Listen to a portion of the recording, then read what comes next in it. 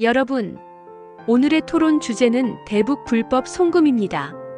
돈이 몰래 북한으로 넘어갔다는데 이게 외환죄에 해당할까요? 아닐까요? 오늘 두 분 전문가 나합법님과 너불법님을 모시고 토론을 진행하겠습니다.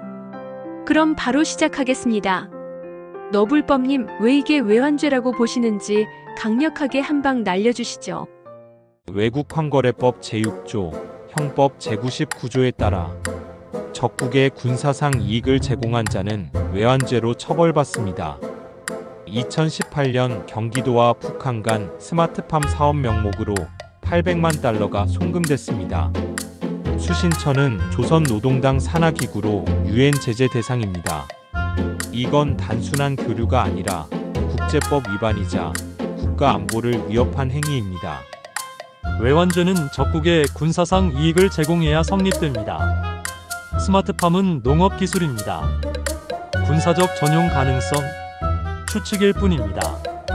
조선아태위는 조선노동당 산하가 아닌 민간기구이며 제재 대상이 아닙니다.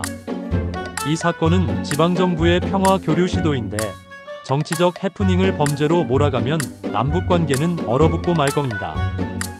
외환거래법 제3조 제1항에 의하면 모든 외환거래는 정부가 정한 절차에 따라야 한다 라고 되어 있습니다. 그런데 이번 송금은 정부 승인 없이 몰래 북한으로 보냈습니다. 이건 명백히 불법 외환거래, 즉 외환죄입니다. 게다가 상대방이 북한이라는 점에서 안보 문제까지 얽혀 있습니다. 북한은 제재 대상 국가인데 몰래 돈을 보내다니. 법의 이름으로 처벌하지 않으면 앞으로 누가 법을 지키겠습니까? 오, 강력한 주장입니다. 나합법님 한 방 맞으셨는데 반격 준비되셨나요? 그럴듯하지만 큰 착각이 있습니다. 외환거래법에서 말하는 외국은 말 그대로 외국입니다. 그런데 헌법 제3조에 따르면 한반도와 그 부속도서는 대한민국의 영토입니다. 북한은 외국이 아니라 아직 통일되지 않은 대한민국의 한 부분입니다. 즉, 북한으로의 송금은 국내 송금처럼 봐야지 외환거래라고 볼 수 없습니다. 따라서 외환죄는 성립하지 않을 것으로 생각됩니다. 말도 안 되는 소리입니다. 북한은 사실상 별도의 정부가 있는 실질적 외국입니다. 외환거래법의 취지는 통화질서를 보호하기 위함인데 그걸 북한이라서 예외로 둔다. 그럼 법이 무너질 겁니다. 법은 감정이 아니라 문자 그대로 해석해야 합니다. 헌법에 대한민국의 영토가 북한까지라고 명시되어 있는데 법 해석에서 갑자기 실질적으로 외국이라고 하시면 그건 법이 아니라 마음의 눈으로 보는 판타지 해석입니다. 두 분 말씀이 모두 일리가 있어 보이는데 합법 또는 불법을 주장하는 시민 여러분의 생각도 들어보겠습니다. 저는 이번 사건이 명백한 외환죄라고 생각합니다. 대법원은 이화영 전 부지사에게 외국환거래법 위반 일부 유죄를 확정했습니다.